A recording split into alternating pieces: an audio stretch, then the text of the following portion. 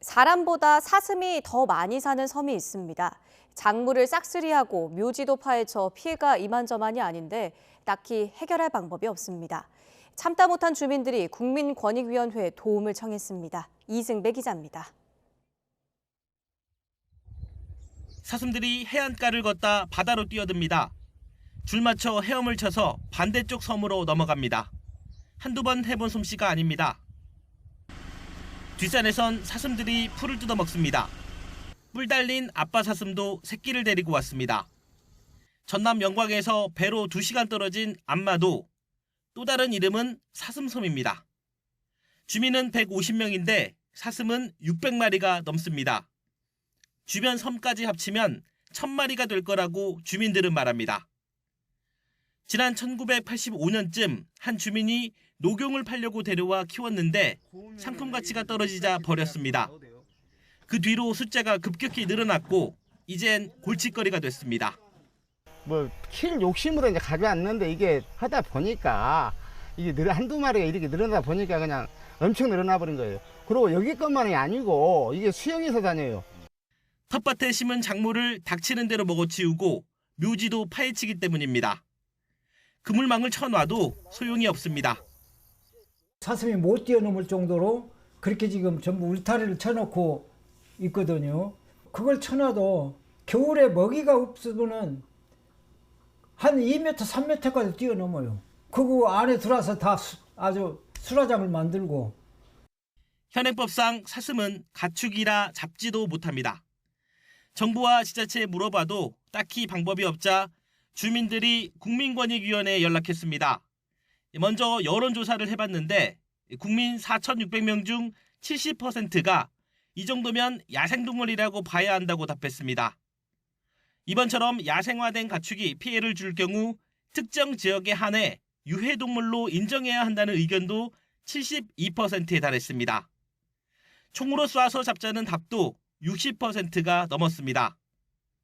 일본 미야지마처럼 사슴을 관광자원으로 활용하자는 의견도 나왔습니다. 권익위는 여론조사 결과를 바탕으로 이번 달 초 관련 부처, 환경 전문가와 함께 해법을 찾을 생각입니다. 사람의 잘못으로 시작된 문제인데 동물의 생명을 빼앗는 것이 타당하냐는 비판도 나옵니다. 맞는 말입니다. 사람과 동물이 상생하는 솔로몬의 지혜가 나올지 관심이 쏠립니다. YTN 이승배입니다. 버려지거나 잃어버린 개가 야생화한 들개 관련 피해가 전국적으로 적지 않습니다. 가축과 야생동물 피해를 넘어 인명피해도 발생하고 있는데요. 인력과 장비가 턱없이 부족하고 마땅한 대책이 없어 들개 출몰 지역 주민들은 불안해하고 있습니다. 고재영 기자의 보도입니다. 해발 고도 300m가 넘는 제주의 한 마을입니다. 얼마 전 이 마을에 들개 여러 마리가 내려와 집에서 기르는 개 2마리를 습격했습니다. 그 강아지가 그 들개랑 싸워가지고 그 눈도 많이 다치고 다리도 많이 다쳐서 낑낑대고 있는 장면을 제가 보면 너무 안타까웠습니다. 지난해 말에는 피해 주민 남편이 개와 산책하다가 들개에게 다리를 심하게 물려 치료받기도 했습니다. 들개 공격으로 인한 제주 지역 가축 피해도 지난 2020년 21건, 2021년 22건, 지난해에도 33건이 발생하는 등 매년 늘고 있습니다. 다른 지역에서도 들개 피해가 심각합니다. 서너 마리씩 몰려다니며 양계장과 목장 등을 덮쳐 피해를 주고 서울과 인천 등 대도시에서도 사람들을 위협하고 있습니다. 이처럼 전국적으로 들개 관련 피해가 끊이질 않지만 대책은 마땅치 않습니다. 진정제가 담긴 주사기를 넣은 파이프를 입으로 부는 블로우건이나 포획틀을 이용해 들개를 잡고 있지만 쉽지 않습니다. 계속 이동하고 해서 막상 현장에 도착하더라도 개들을 발견하지 못하거나 포획틀을 설치하더라도 이 포획이 실패하거나 그 기간이 오래 걸리는 경우가 많습니다. 이 때문에 전문가들은 대상 동물의 절반 수준에 머물고 있는 동물 등록을 활성화하고 중성화 예산 증액으로 유기견 수를 점차 줄여나가야 한다고 말합니다. 들개 관련 연구도 부족해 전문적인 실태 조사를 통한 대책 마련이 필요하다고 강조합니다. 들개들을 어떻게 효율적으로 관리할 건가에 대한 대책 마련이 제주도뿐만 아니라 전국적으로 필요한 상태이기 때문에 연구가 필요한 상태입니다. 시골 대도시를 가리지 않고 발생하는 들개 피해. 전국 단위의 들개 생태 조사를 통한 대책 마련이 시급합니다. YTN 고지영입니다. 공공형 길고양이 보호시설이 경남 통영에 문을 열었습니다. 폐교된 초등학교의 분교 건물을 이용했는데요. 길에서 구조된 고양이들이 보살핌을 받는 따뜻한 보금자리라고 합니다. 이명준 기자가 다녀왔습니다. 청록빛 바다와 짙푸른 숲에 둘러싸인 하얀 건물. 남쪽 바다 작은 섬마을에 자리 잡은 이곳에 고양이 30마리가 살고 있습니다. 길고양이 보호 분양센터, 이른바 고양이 학교입니다. 검은 털과 노란 털이 섞인 작은 고양이는 낯선 카메라가 신기합니다.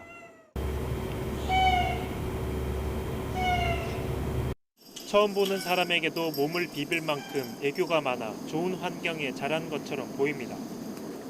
하지만 자세히 보면 오랫동안 길에서 지내 몸이 상한 곳을 찾기 힘듭니다. 2살 수컷 고양이 코보입니다. 교통사고를 당해 왼쪽 뒷다리를 크게 다쳤는데요. 절단 수술을 받아서 지금은 다리가 절반 정도만 남아 있습니다.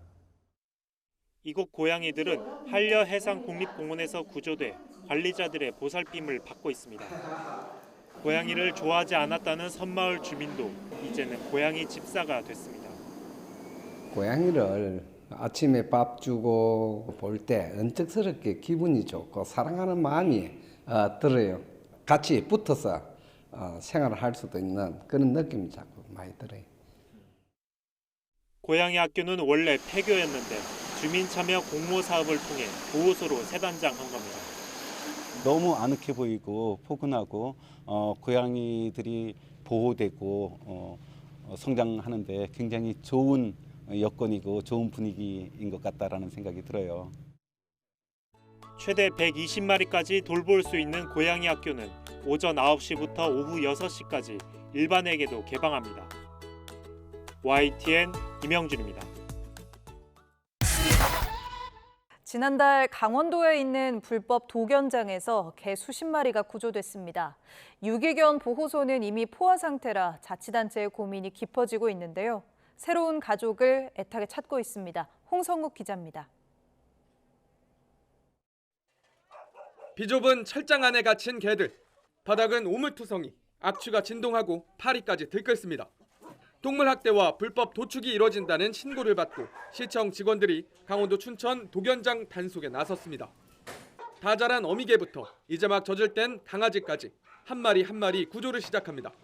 사료나 물도 충분한 그런 제공도 되지 않았고 진짜 저기서 사는 애처럼 애들이 어떻게 보면 죽는 게 날 수도 있을 정도 싶을 정도로 진짜 비참해요. 끔찍하고. 지난달 춘천 지역 독연장 4곳에서 구조된 개는 모두 90여 마리. 유기견 보호소로 옮겨진 개들은 무사할까? 춘천 유기견 보호소는 독연장에서 구조된 개들까지 더해지며 포화 상태입니다. 실내 시설이 꽉 차면서 이렇게 일부 강아지들을 실외 시설에서 임시 보호하고 있습니다. 이미 수용 한계치인 150마리의 유기견을 보호 중인데 90마리가 넘는 개들이 추가로 들어온 겁니다. 내부 공개를 요청했지만 구조한 개 가운데 상당수가 전염병에 걸린 상태로 치료 중이라며 공개를 거부했습니다. 이어 현재 보호소가 포화 상태로 견사 증축 공사가 이뤄지고 있다며 치료와 공사를 마무리하는 대로 새로운 가족을 찾아주는데 총력을 쏟겠다고 밝혔습니다. 추석 지난 다음에 그때 좀 누그러지면 그때 우리가 좀 다른 데로 좀 처리를 할 거. 한 달이가 뭐냐면 이제 임양도 보낼 것이 이라고 그래서 그래 하겠다는 얘기죠. 엿새간 이어지는 추석 연휴도 걱정입니다. 매년 여름 휴가철과 명절 연휴 기간마다 유기견이 급증하기 때문 춘천 지역뿐 아니라 이미 전국의 유기견 보호소는 대부분 포화 상태입니다. 새 가족을 찾지 못하면 보호소에서 결국 생을 마감할 수밖에 없는 상황. 보호소 유기견들은 오늘도 새 가족을 애타게 기다리고 있습니다. YTN 홍석입니다.